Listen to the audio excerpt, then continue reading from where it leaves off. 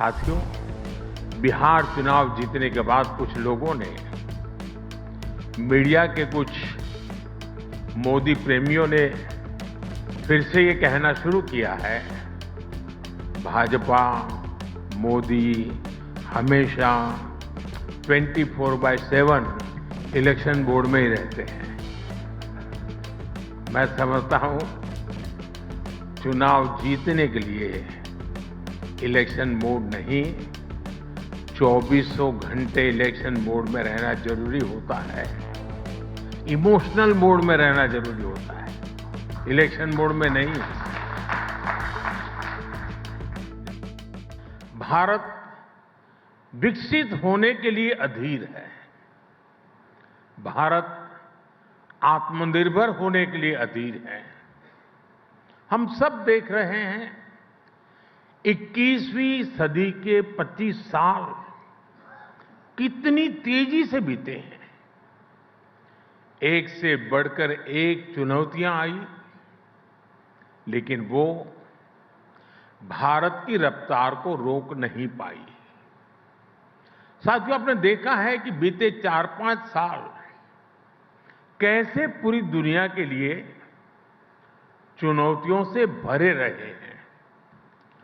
2020 में कोरोना महामारी का संकट आया, पूरे विश्व की अर्थव्यवस्थाएं अनिश्चितताओं से घिर गई, ग्लोबल सप्लाई चेन पर बहुत बड़ा प्रभाव पड़ा और सारा विश्व एक निराशा की ओर जाने लगा। कुछ समय बाद स्थितियां संभलना धीरे धीरे शुरू हो रहा था, तो ऐसे में हमारी पड़ोसी देशों में उथल-पुथल शुरू हो गई। इन सारे संकटों के बीच हमारी इकोनॉमी ने हाई ग्रोथ रेट हासिल करके दिखाया। साल 2022 में यूरोपियन क्राइसिस के कारण पूरे दुनिया की सप्लाई चेन और एनर्जी मार्केट प्रभावित हुआ। इसका असर पूरी दुनिया पर पड़ा। इसके बावजूद भी 2022-23 में हमारी इकोनॉमी की ग्रोथ तेजी से होती रही। साल 2023 में वेस्ट एशिया में स्थितियां बिगड़ी, तब भी हमारी ग्रोथ रेट तेज रही। और इस साल भी जब दुनिया में अस्थिरता है, तब भी हमारी ग्रोथ रेट 7% के आसपास है। आज जब दुनिया डिसरप्शन से डर रही है, भारत वाइब्रेंट फ्यूचर के डायरेक्शन में आगे बढ़ रहा है। आज इंडियन एक्सप्रेस के इस मंच से मैं कह सकता हूं, भारत सिर्फ एक इमर्जिंग मार्केट ही नहीं है, भारत एक इमर्जिंग मॉडल भी है।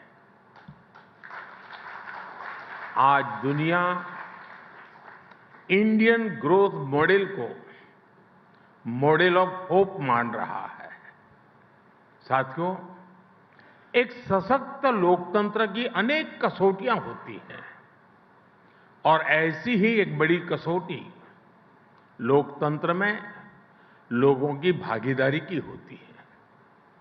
लोकतंत्र को लेकर लोग कितने आश्वस्त हैं, लोग कितने आशावादी हैं, ये चुनाव के दौरान सबसे अधिक दिखता है। अभी 14 नवंबर को जो नतीजे आए, वो आपको याद ही होंगे।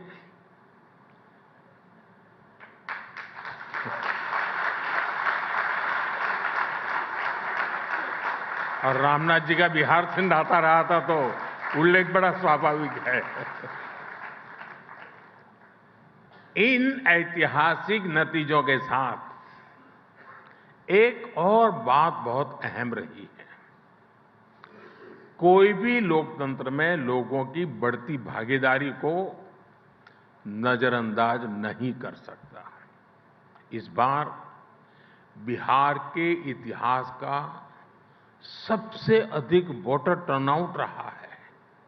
आप सोचिए, महिलाओं का टर्नआउट पुरुषों से करीब 9% अधिक रहा। ये भी लोकतंत्र की विजय है। साथियों, बिहार के नतीजों ने फिर दिखाया है कि भारत के लोगों की आकांक्षाएं, उनकी एस्पिरेशंस कितनी ज्यादा है। भारत के लोग आज उन राजनीतिक दलों पर विश्वास करते हैं जो नेक नियत से लोगों की उन एस्पिरेशंस को पूरा करते हैं, विकास को प्राथमिकता देते हैं। और आज इंडियन एक्सप्रेस के इस मंच से मैं देश की हर राज्य सरकार को, हर दल की राज्य सरकार को बहुत विनम्रता से कहूंगा, लेफ्ट, राइट, सेंटर, हर विचार की सरकार को मैं आग्रह से कहूंगा, बिहार के नतीजे हमें ये सबक देते हैं कि आप आज किस तरह की सरकार चला रहे हैं। ये आने वाले वर्षों में देश के विकास के लिए बहुत जरूरी है कि विकास का लाभ सभी तक पहुंचे। दलित, पीड़ित, शोषित, वंचित सभी तक जब सरकारी योजनाओं का लाभ पहुंचता है तो सामाजिक न्याय सुनिश्चित होता है। लेकिन हमने देखा कि बीते दशकों में कैसे सामाजिक न्याय के नाम पर कुछ दलों, कुछ परिवारों ने अपना ही स्वार्थ सिद्ध किया है। साथियों, मुझे संतोष है कि आज देश सामाजिक न्याय को सच्चाई में बदलते देख रहा है। सच्चा सामाजिक न्याय क्या होता है, ये मैं आपको बताना चाहता हूं। 12 करोड़ शौचालयों के निर्माण का अभियान उन गरीब लोगों के जीवन में गरिमा लेकर के आया जो खुले में शौच के लिए मजबूर थे। 57 करोड़ जनधन बैंक खातों ने उन लोगों का फाइनेंशियल इंक्लूजन किया जिनको पहले की सरकारों ने एक बैंक खाते के लायक तक नहीं समझा था। 4 करोड़ गरीबों को पक्के घरों ने गरीबों को नए सपने देखने का साहस दिया, उनकी रिस्क टेकिंग कैपेसिटी बढ़ाई है। साथियों, बीते 11 वर्षों में सोशल सिक्योरिटी पर जो काम हुआ है वो अद्भुत है। आज भारत के करीब 94 करोड़ लोग सोशल सिक्योरिटी नेट के दायरे में आ चुके हैं। और आप जानते हैं 10 साल पहले क्या स्थिति थी? सिर्फ 25 करोड़ लोग सोशल सिक्योरिटी के दायरे में थे, आज 94 करोड़ हैं। यानी सिर्फ 25 करोड़ लोगों तक सरकार की सामाजिक सुरक्षा योजनाओं का लाभ पहुंच रहा था। अब ये संख्या बढ़कर 94 करोड़ पहुंच चुकी है। और यही तो सच्चा सामाजिक न्याय है। और हमने सोशल सिक्योरिटी नेट का दायरा ही नहीं बढ़ाया, हम लगातार सैचुरेशन के मिशन पर काम कर रहे हैं। यानी किसी भी योजना के लाभ से एक भी लाभार्थी छूटे नहीं। और जब कोई सरकार इस लक्ष्य के साथ काम करती है, हर लाभार्थी तक पहुंचना चाहती है, तो किसी भी तरह के भेदभाव की गुंजाइश भी खत्म हो जाती है। ऐसे ही प्रयासों की वजह से पिछले 11 साल में 25 करोड़ लोगों ने गरीबी को परास्त करके दिखाया है। आज आपके इस सम्मानित मंच से मैं गुलामी की मानसिकता से मुक्ति के इस विषय पर भी विस्तार से अपनी बात रखूंगा। लेकिन इसके लिए हमें 190 इयर्स पीछे जाना पड़ेगा। 1857 के स्वतंत्रता संग्राम से भी पहले वो साल था 1835। 1835 में ब्रिटिश सांसद थॉमस बेबिंगटन मैकाले ने भारत को अपनी जड़ों से उखाड़ने के लिए एक बहुत बड़ा अभियान शुरू किया था। उसने ऐलान किया था, मैं ऐसे भारतीय बनाऊंगा, वो दिखने में तो भारतीय होंगे लेकिन मन से अंग्रेज होंगे। और इसके लिए मैकाले ने भारतीय शिक्षा व्यवस्था में आमूलचूल परिवर्तन नहीं बल्कि उसका समूल नाश कर दिया। खुद गांधी जी ने भी कहा था कि भारत की प्राचीन शिक्षा व्यवस्था एक सुंदर वृक्ष थी जिसे जड़ से हटाकर नष्ट कर दिया। साथियों, भारत की शिक्षा व्यवस्था में हमें अपनी संस्कृति पर गर्व करना सिखाया जाता था। भारत की शिक्षा व्यवस्था में पढ़ाई के साथ ही कौशल पर भी उतना ही जोर था। इसलिए मैकाले ने भारत की शिक्षा व्यवस्था की कमर तोड़ने की ठानी और उसमें सफल भी रहा। मैकाले ने यह सुनिश्चित किया कि उस दौर में ब्रिटिश भाषा, ब्रिटिश सोच को ज्यादा मान्यता मिले और उसका खामियाजा भारत ने आने वाली सदियों में उठाया। साथियों, मैकाले ने हमारे आत्मविश्वास को तोड़ दिया, हमारे भीतरहीन भावना का संचार किया। मैकाले ने एक झटके में हजारों वर्षों के हमारे ज्ञान विज्ञान को, हमारी कला संस्कृति को, हमारी पूरी जीवन शैली को ही कूड़ेदान में फेंक दिया था। वहीं पर वो बीज पड़े कि भारतीयों को अगर आगे बढ़ना है, अगर कुछ बड़ा करना है तो विदेशी तौर तरीकों से ही करना होगा।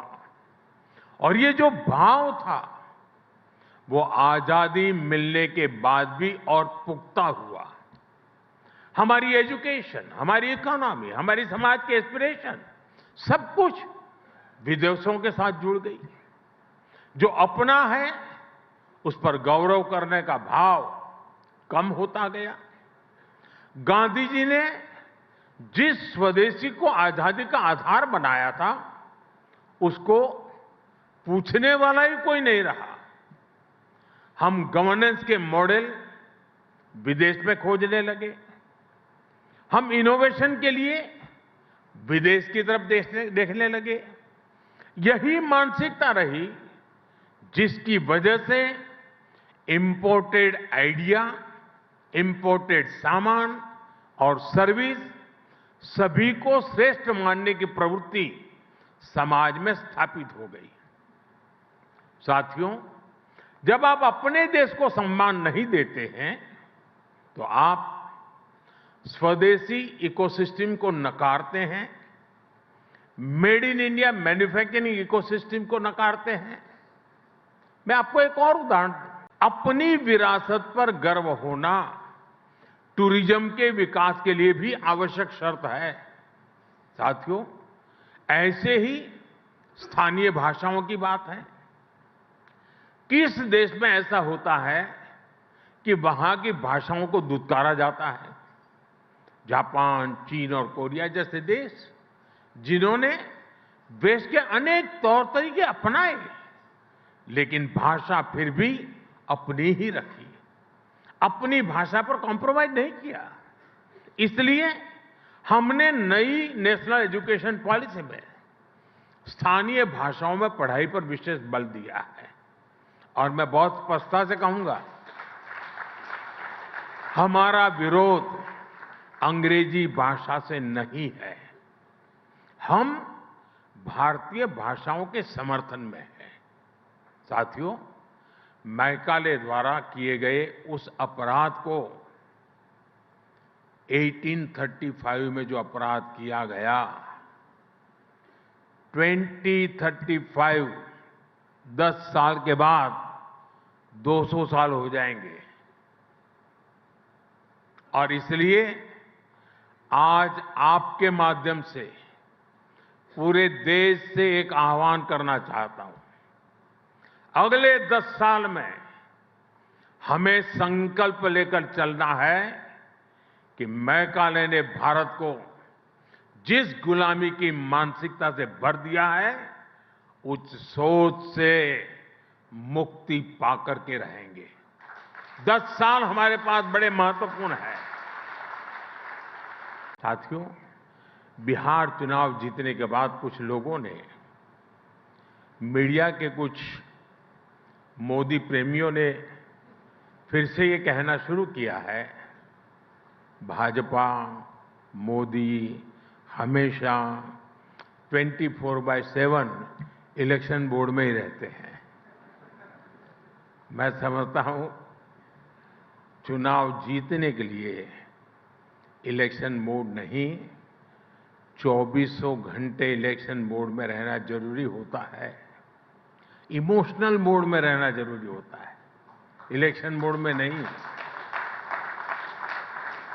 जब मन के भीतर एक बेचैनी सी रहती है कि 1 मिनट भी गंवाना नहीं है, गरीब के जीवन से मुश्किलें कम करने के लिए, गरीब को रोजगार के लिए, गरीब को इलाज के लिए, मध्यम वर्ग की आकांक्षाओं को पूरा करने के लिए बस मेहनत करते रहना है। इस इमोशन के साथ, इस भावना के साथ सरकार लगातार जुटी रहती है, तो उसके नतीजे हमें चुनाव परिणाम के दिन दिखाई देते हैं। बिहार में भी हमने अभी अभी यही होते देखा है। साथियों, रामनाथ जी से जुड़े एक और किस्से का मुझसे किसी ने जिक्र किया था। ये बात तब की है जब रामनाथ जी को विदिशा से जनसंघ का टिकट मिला था। उस समय नानाजी देशमुख जी ने, उनकी इस बात पर चर्चा हो रही थी कि संगठन महत्वपूर्ण होता है या चेहरा। तो नानाजी देशमुख ने रामनाथ जी से कहा था कि आप सिर्फ नामांकन करने के लिए आएंगे और फिर चुनाव जीतने के बाद अपना सर्टिफिकेट लेने के लिए आ जाइएगा। फिर नानाजी ने पार्टी कार्यकर्ताओं के बल पर रामनाथ जी का चुनाव लड़ा और उन्हें जिताकर दिखाया। वैसे ये किस्सा बताने के पीछे मेरा ये मतलब नहीं है कि उम्मीदवार सिर्फ नामांकन करने आए। मेरा मकसद है भाजपा के अनगिनत कर्तव्यनिष्ठ कार्यकर्ताओं के समर्पण की ओर आपका ध्यान आकर्षित करना है। साथियों, भारतीय जनता पार्टी के लाखों करोड़ों कार्यकर्ताओं ने अपने पसीने से भाजपा की जड़ों को सींचा है और आज भी सींच रहे हैं। और इतना ही नहीं, केरला, पश्चिम बंगाल, जम्मू कश्मीर, ऐसे कुछ राज्यों में हमारे सैकड़ों कार्यकर्ताओं ने अपने खून से भी भाजपा की जड़ों को सींचा है। जिस पार्टी के पास ऐसे समर्पित कार्यकर्ता हो, उनके लिए सिर्फ चुनाव जीतना ध्येय नहीं होता, बल्कि वो जनता का दिल जीतने के लिए सेवा भाव से उनके लिए निरंतर काम करते हैं।